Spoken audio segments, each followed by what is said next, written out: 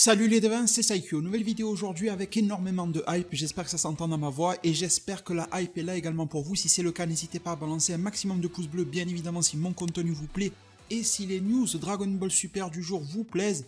Ces news sont tout simplement que nous avons quelques pages du nouveau chapitre numéro 59 qui doit sortir ce 20 avril 2020. Qui viennent tout juste d'être révélés. Ça nous a été révélé sur le compte d'une japonaise, elle s'appelle Lien716, je vous mets tout ce qu'il faut pour rediriger vers sa page en description. Pour le moment, nous n'avons pas les traductions de ce que je vais vous afficher, de ce que je vais vous montrer, mais bon, dans l'ensemble, on va plutôt bien comprendre, vous allez voir. Ça nous révèle pas mal de choses sur le combat entre Moro et Goku Ultra Instinct, et dans cette vidéo-là, je vais aussi vous proposer énormément de news, sur Kakarot, sur Super Dragon Ball Heroes, sur plein de jeux, etc. Je vais pouvoir être en mesure de vous afficher les visuels toujours grâce à cette même source. Alors la première page est assez basique et ressemble en fait tout à fait à la page brouillon que l'on avait déjà eu il y a quelques jours. Elle vient juste nous reconfirmer ce qu'on avait déjà vu et on la voit en version finale. Nous en sommes donc sur Goku qui prend sa pose de combat. Nous constatons ce que nous disait Ryukutia sur le fait que l'aura n'est pas très impressionnante au niveau de l'Ultra Instinct et ça n'a toujours pas changé. Et on constate également que la discussion est en cours entre Goku Ultra Instinct et Moro concernant le fait que c'est une technique divine que Goku utilise ici, c'est répété par rapport à la fin du chapitre 58, et c'est à ce point-là que le combat contre le bouc badass et cruel va commencer.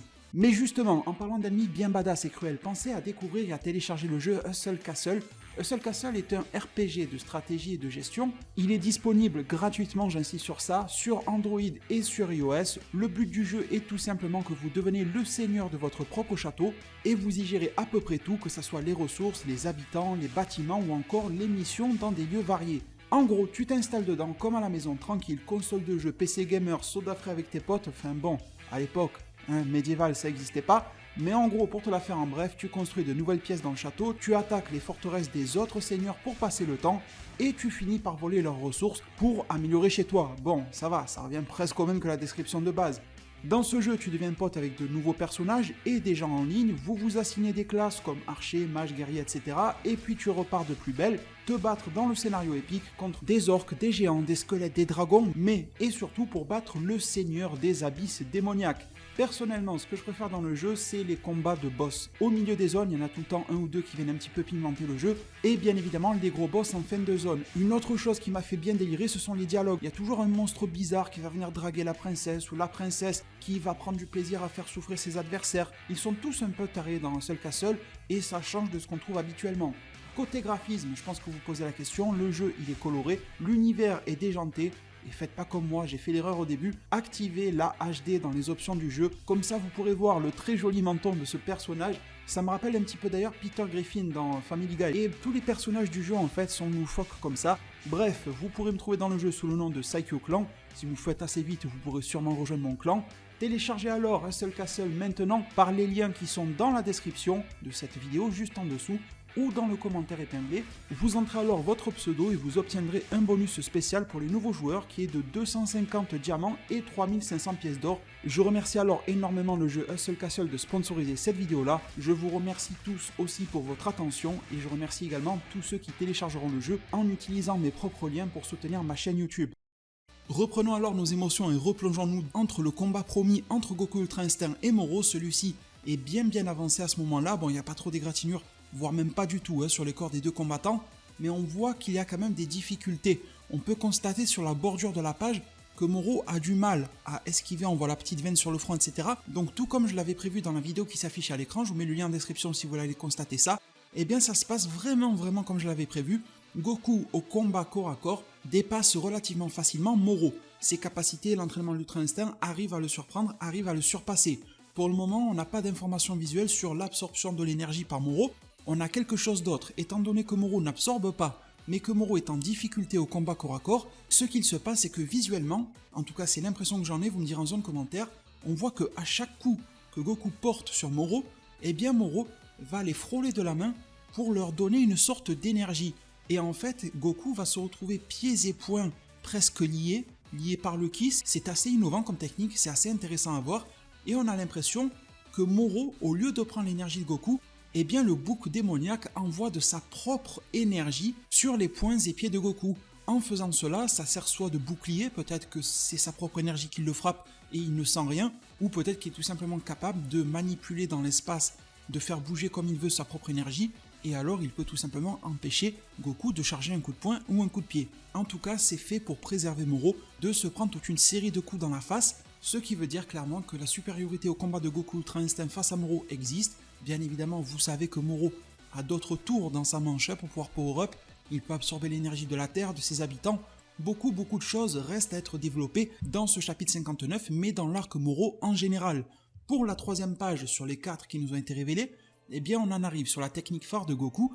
Alors en faisant l'hypothèse que cette page-là se situe après celle où Goku avait les poings et pieds liés, eh bien on peut alors en arriver à l'hypothèse que Goku s'est libéré de l'étreinte que Moro lui avait apposée, une sorte d'énergie autour de lui, une espèce d'aura. C'est un peu spécial, d'ailleurs c'est la même aura que l'Ultra Instinct, j'espère qu'il ne l'a pas absorbée. Donc est-ce que cette énergie autour de Moro lui servait à manipuler celle qui était sur les poings et pieds de Goku? Est-ce que Moro était en train de power-up? Est-ce qu'il était en train d'absorber quelque chose? On n'en sait rien, ça reste à déterminer. Mais ce qu'il se passe, c'est que Goku fait une espèce de slide, c'est assez intéressant, et il balance un assez gros Kamehameha directement en plein dans la tête de Moro. On voit que Moro est choqué de ce qui arrive. Moro bloque quand même par une main et il a l'air encore une fois de bloquer. Il est en contact direct avec le ki de Goku et il n'a pas l'air de l'absorber.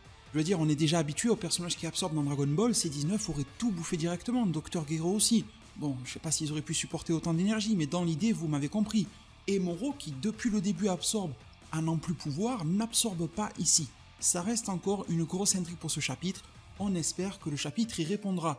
Dans la dernière page qui nous est proposée aujourd'hui et que je vous présente aujourd'hui, eh bien il semble que nous ayons un retournement de situation que j'avais également prévu dans la vidéo dans laquelle je parlais et je faisais mes prédictions par rapport au combat Goku Ultra Instinct face à Moro, et on voit que Moro a pris un bon coup mais que malgré tout il continue à parler, il est toujours très ricaneur d'une certaine manière, semble être étonné de ce qui se passe dans la discussion, même Piccolo, Gohan et Jaco sont tous choqués. Il y a une révélation qui est faite clairement ici, Moro, il y a un plan sur son visage à lui qui nous indique qu'il est en train de révéler quelque chose, il est même en train de narguer, j'ai l'impression Goku, on voit un point d'interrogation dans la phrase, je pense qu'il lui dit « Avais-tu oublié que je suis capable d'absorber ?» Je pense qu'il va y avoir quelque chose comme ça, et on voit que Moro se met à power up. Alors là c'est très intéressant, est-ce que Moro a fait un petit peu comme sur Namek et a joué un petit peu au mind game, au jeu d'esprit, c'est-à-dire qu'il a fait croire à Goku qu'il ne pouvait pas absorber, il l'a laissé balancer des Kamehameha partout, il a fait croire qu'ils se sont évaporés dans la nature alors que Moro les aurait absorbés et là il en montrerait les fruits. Est-ce que Moro va tout simplement absorber la Terre? Il va lui dire écoute, c'est bien beau, tu as bloqué mon absorption, tu as trouvé la faille, mais la Terre tu m'empêcheras jamais de l'absorber. Aurais-tu oublié que je suis capable d'absorber tout ce qui vit, tout ce qui existe? Et là clairement ça serait une drôle de situation pour Piccolo, Gohan parce qu'ils vont se faire absorber, Goku serait peut-être intact, mais si Moro arrive à acquérir un tel power-up, là on pourrait retomber sur nos pattes et justement justifier l'apparition de Vegeta Yardra, car désormais on a vu que Goku Ultra Instinct arrivait à devancer un petit peu Moro, mais pas tellement que ça, donc Moro est quand même extrêmement balèze, et si Moro va au-delà de ça, forcément qu'il va dépasser le Goku Ultra Instinct actuel, que son entraînement ne suffira pas, et que l'intervention du très célèbre Prince des Saiyans va être requise et nécessaire pour arriver à vaincre le bouc Moro. En tout cas, c'est l'analyse que je vous propose aujourd'hui, j'espère que les pages que je vous ai proposées vous plaisent énormément. On va profiter de cette fin de vidéo pour se faire vite fait un petit zapping des autres news qui ont pu tout simplement nous parvenir aujourd'hui, toujours grâce à Lien716 sur sa page Twitter. Alors, première grosse info jeu vidéo, je vous annonçais hier les nouveautés sur Dragon Ball Z Dokkan Battle et Dragon Ball Legends, donc vous pouvez constater par vous-même du Gotenks SSJ3 sur Dokkan Battle. Je ne vais pas analyser parce qu'il n'y en a pas besoin, donc je vous laisse faire pause sur l'image, comme ça vous pourrez vous-même l'apprécier de vos propres yeux et ensuite vous remettez play, et comme ça vous profitez de la suite des choses, car dans la suite, vous voyez également le Majin Buu qui était annoncé pour Dokkan Battle, et vous voyez également l'autre grosse news qui était le fameux couleur pour Dragon Ball Legends. On a toujours dans le même magazine, on a des informations par rapport, en tout cas des visuels par rapport au Goku Day. Vous savez, le 9 mai au Japon, c'est le Goku Day par rapport aux jeux de mots, etc. Et du coup, il nous révèle la Kakarot Collection. Et vous voyez une belle illustration de Son Goku pour alimenter ça. On a également d'autres visuels, divers visuels, un peu sur l'évolution de Goku, ce genre de choses. Bien évidemment, des produits dérivés et des figurines à l'appel. Pour avoir quelque chose d'un petit peu plus croustillant, et pour les fans de Super Dragon Ball Heroes, eh bien, il nous révèle la Big Bang Mission numéro 2. Nous avons des visuels sur Goku et Vegeta Xeno que nous connaissons déjà. Si vous avez déjà suivi mes vidéos, vous les avez déjà vus habillés comme ça. Et nous avons d'autres personnages, et là ça nous intéresse beaucoup plus parce qu'on voit Fyu, on voit Couleur, ça c'est intéressant. On voit également très vraisemblablement Towa, d'après ce que je vois de là, la page n'est pas très bien photographiée, mais bon, on voit aussi Super 17. Ça ne veut pas dire qu'ils seront tous dans l'animé, ils peuvent être dans le jeu vidéo, d'autres dans l'animé, voilà. On verra bien le moment venu pour l'animé, mais ce que l'on sait qu'il y aura dans l'animé, ce sont Thalès et Bojack et un certain Dr W. Les trois sont là. Vous voyez le vieux scientifique en haut avec son œil bizarre qui ressemble au Dr Raoult, comme dirait Ultimate Gamer sur Twitter. Vous avez le Thalès avec ses nouveaux vêtements beaucoup plus dark, qui est extrêmement cool comme ça, mais on ne sait pas s'il a un power-up de type transformation ou quoi. Et vous avez Bojack un petit peu en mode pirate, ça lui va bien, c'est dans le thème. Hein. Et je trouve que visuellement, c'est vrai que Heroes des fois dénature pas mal les personnages. Là je trouve que pour Thalès et Bojack, ils leur ont vraiment apporté un petit quelque chose sympa qui apporte un léger renouveau sur les personnages sans non plus les dénaturer. Donc au-delà de ça, je vous l'affiche, vous mettez sur pause si besoin, vous voyez quelques nouvelles cartes de Super Dragon Ball Heroes, du style Xeno Goku avec ses nouveaux vêtements, etc. en SSJ. Pour progresser, on a des visuels sur Dragon Ball Z Kakarot, ça n'apporte pas grand chose de plus que ce que je vous ai déjà proposé dans une vidéo où je vous montrais du gameplay du combat Goku vs Beerus, j'espère que vous n'avez pas raté la vidéo, mais bon, vu que c'est nouveau dans le magazine, je vous les montre. Nous voyons donc le combat de boss, une image plutôt nouvelle, c'est l'entraînement, ou alors peut-être je sais pas s'il se défie ou quoi, mais ça a l'air d'être un combat d'entraînement entre Goku et Vegeta forme de base.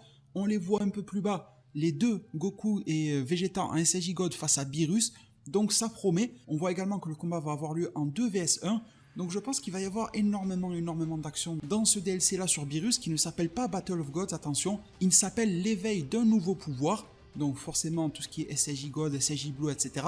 Et malheureusement en termes de date de sortie, nous n'avons toujours que le fameux printemps 2020 sans avoir de date précise. Et pour clôturer le spectacle, nous avons du Dragon Ball FighterZ avec Goku Ultra Instinct qui se révèle en visuel. Alors on l'avait déjà vu, mais là on a plus d'informations. On voit ces deux formes, on voit la version Omen et la version maîtrisée, on voit Kefla, et on constate que le dramatique finish, comme je vous l'avais annoncé hier, sera une espèce de copier-coller comme ils aiment bien le faire, et ça rend toujours très bien du Kamehameha slidé de Goku qui, par exemple, slidé à côté de l'attaque qui ressemble aux glaces que tu manges l'été au bord de la plage qu'envoyait Kefla, le machin rouge et vert. Donc il ne me reste plus grand chose à vous dire, sauf à vous dire que ce Goku Ultra Instinct sortira en mi-mai sur le jeu Dragon Ball FighterZ, avec forcément le DLC à payer, etc. Vous connaissez comment ça marche maintenant. Restez bien connectés, restez bien abonnés avec la cloche des notifications, car dès que l'on aura des nouvelles, de nouvelles pages, le chapitre complet, etc., vous pouvez compter sur moi pour venir vous les apporter en toute vitesse sur ma chaîne YouTube. Vous serez alors informé sur Dragon Ball en temps réel. Merci infiniment pour tout votre soutien, encore une fois. Maintenant que la vidéo est terminée, vous pouvez alors juger de si la vidéo vous a plu et si le contenu vous a apporté des informations. Si c'est le cas, n'hésitez pas à balancer un maximum de pouces bleus. N'hésitez pas aussi, ça soutiendra énormément ma chaîne et puis vous allez peut-être faire une belle découverte d'aller télécharger et essayer le jeu Hustle Castle. Vous avez un lien à l'écran et vous avez les liens en description et en commentaire épinglé.